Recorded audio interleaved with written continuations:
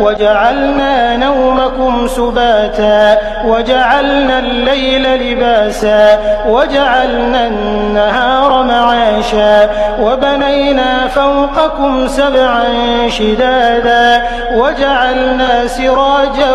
وهاجا وأنزلنا من المعصرات ماء ثجاجا لنخرج به حبا ونباتا وجنات ألفافا إن يوم الفصل كان ميقاتا يوم ينفخ في الصور فتأتون أفواجا وفتحت السماء فكانت أبوابا وسيرت الجبال فكانت سرابا إن جهنم كانت مرصادا